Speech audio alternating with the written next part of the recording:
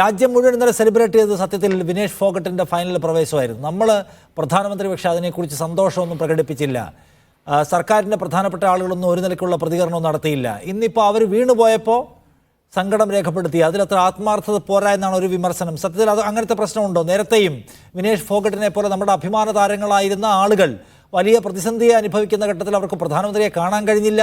അവരുടെ പ്രശ്നങ്ങളുമായി ബന്ധപ്പെട്ട് പ്രധാനമന്ത്രിയുടെ പ്രതികരണം ഉണ്ടായില്ല. എന്നാൽ അദ്ദേഹം നാരീശക്തി എന്ന് പ്രസംഗിക്കുന്നുണ്ട് താനും. അപ്പം പ്രധാനമന്ത്രിക്ക് അദ്ദേഹത്തിൻ്റെ പ്രതികരണങ്ങളിലും ആത്മാർത്ഥത പോരാ എന്ന വിമർശനത്തിന് സാധുതയുണ്ടെന്ന് തോന്നുന്നു. അല്ല നിഷാദ്, അതിനൊരു സാധ്യതയില്ല. കാരണം പ്രധാനമന്ത്രിയും ഒളിമ്പിക്സ് അസോസിയേഷനും സ്പോർട്സ് മന്ത്രാലയവും എല്ലാം അവർ സ്വർണ്ണ മെഡൽ നേടാൻ വേണ്ടിയുള്ള എല്ലാ പിൻബലവും പിന്തുണയുമായി അവർക്കൊപ്പം നിൽക്കുകയാണ്. അതാണ് നമ്മൾ പ്രതീക്ഷിക്കുന്നത്. അപ്പോൾ അവർ സ്വർണ്ണ മെഡലിലേക്ക് പോകുമ്പോൾ ഇടയ്ക്ക് വെച്ചിട്ട് വെള്ളി കിട്ടിയപ്പോൾ അതിനെ അനുമോദിച്ചില്ല, അല്ലെങ്കിൽ അനുമോദിച്ചിട്ട് അവിടെ വെച്ച് ഇപ്പോൾ ഇടയ്ക്ക് ആരോ പറയുന്നത് കേട്ടു, ഈ വെള്ളി മേടിച്ചുകൊണ്ട് ഇങ്ങോട്ട് പോരാൻ മേലായിരുന്നു. ഇതെന്ത് സുരേഷ് ഗോപി നടത്തുന്ന നമ്മുടെ കോടീശ്വരം പരിപാടിയോ വല്ലതും ആണോ? ഇത് ചോദിച്ചു കഴിഞ്ഞാൽ ഉടനെ ഇടയ്ക്ക് വെച്ചിട്ട് അല്ല ഇവിടെ ഇത് അതെ അതിൻ്റെ ഓപ്ഷൻ കൊടുത്തിട്ട് എനിക്ക് ഇവിടെ വെച്ചിട്ട് ഇറങ്ങിപ്പോവാം എന്ന് പറഞ്ഞിട്ട് എനിക്ക് വെള്ളി മതി എന്ന് പറഞ്ഞ് പോരാൻ പറ്റൂ? അതാത് ഒളിമ്പിക്സ് അസോസിയേഷനും അത് ഇൻ്റർനാഷണൽ തലത്തിൽ ലോകത്തിൻ്റെ നാം പറയുന്നത് പോലെ തന്നെ തുല്യ പ്രാധാന്യത്തിൽ പറയുന്ന മറ്റ് രാജ്യങ്ങളുടെ അവകാശം അവരെല്ലാവരും നിന്ന് ഇഞ്ചോടിഞ്ച് 1 ഗ്രാമിന് വേണ്ടിയും 2 ഗ്രാമിന് വേണ്ടിയും സൂക്ഷ്മ പരിശോധന നടത്തുമ്പോൾ അതിനിടയിൽ നിന്നുകൊണ്ട് നമ്മൾ വെള്ളി ഉറപ്പിച്ചപ്പോൾ അതിനെ അനുമോദിച്ച് വെള്ളി മേടിച്ചുകൊണ്ടേക്ക് പോകാൻ പോരായിരുന്നോ എന്നൊക്കെ ചോദിച്ചാൽ ഇത് ഈ സാധാരണഗതിയിൽ നമ്മുടെ ഈ വിമർശകരെ കാണുമ്പോൾ എനിക്ക് തോന്നുന്നത് നമ്മുടെ നാട്ടിൻപുറത്തൊരു ചൊല്ലുണ്ട്, ഈ മോങ്ങാനിരുന്ന ചേച്ചിയുടെ നിലയിൽ തേങ്ങ വീണു എന്ന് പറയുമ്പോൾ ഇത് പറഞ്ഞിട്ട് വിമർശിക്കാൻ വേണ്ടി കാത്തിരുന്ന ഒരു ചേട്ടത്തിയെ അപ്പോൾ അവർ തേങ്ങ വീണത് അല്ലെ കരയാൻ വേണ്ടി ഇരിക്കുന്ന ചേച്ചിയുടെ തലയിലോട്ട് തേങ്ങ വീടാനുണ്ടാകുന്ന ഒരു അന്തരീക്ഷം ഉണ്ടല്ലോ എന്ന് പറയുന്നത് പോലെ ഗവൺമെൻറ്റിനെ വിമർശിക്കാൻ പാടില്ല നിഷാദേ. ഗവൺമെൻറ് ഇക്കാര്യത്തിൽ 100% ആത്മാർത്ഥമാണ്.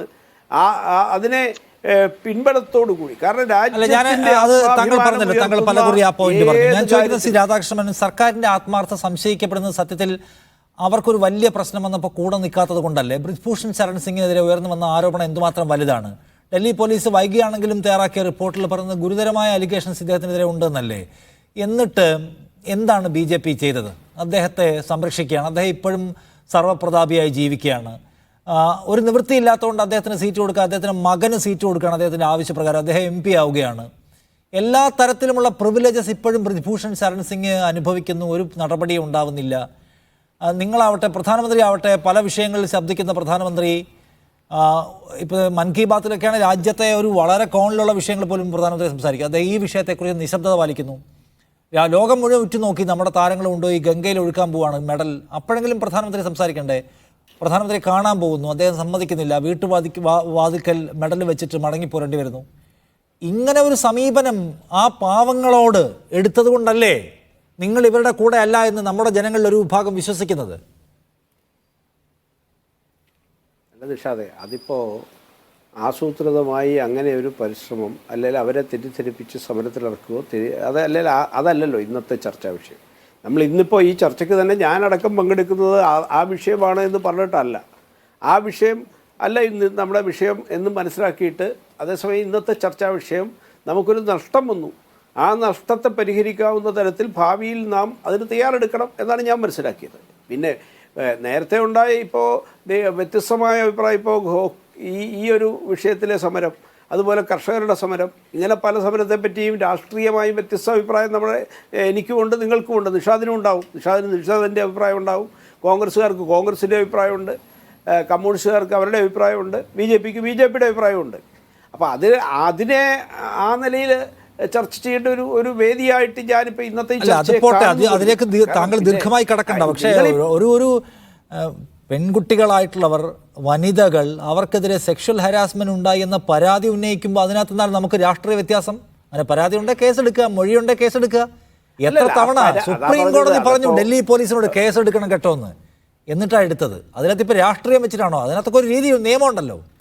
നിങ്ങളത് തകിടം മറിക്കാൻ നോക്കിയ ആൾക്കാരാണ്. വലിയ വിമർശനം ഉണ്ടായിരുന്നു. ആ നിയമത്തിനെതിരായിട്ട്, രാജ്യത്തിൻ്റെ നിയമവ്യവസ്ഥയ്ക്കെതിരായിട്ടൊന്നും ഈ സർക്കാർ ഒരിക്കലും നിന്നിട്ടില്ല.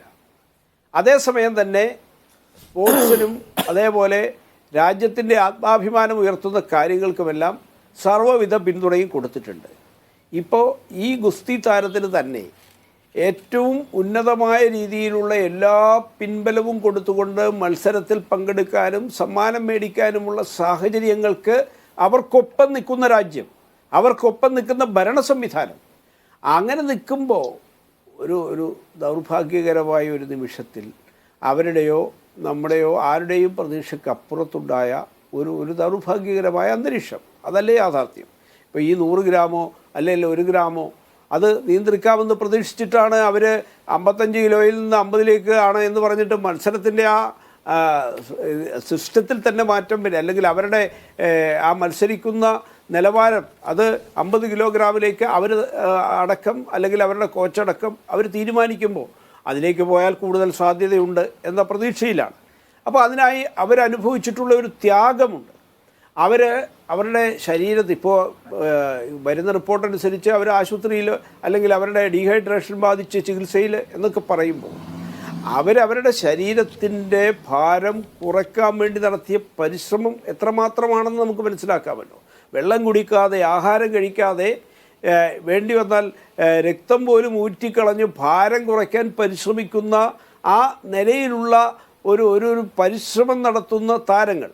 അപ്പോൾ അവർ അങ്ങനെയൊക്കെ പരിശ്രമിച്ചിട്ട് മത്സരത്തിൽ പങ്കെടുക്കുമ്പോൾ അത് രാജ്യത്തെ എല്ലാവരെയും പോലെ സർക്കാരും BJP ഒക്കെയും തന്നെ അതിൽ വേദനിക്കുന്നു എന്നാണ് ശ്രീ രാധാകൃഷ്ണനും പറയുന്ന നിലപാട്.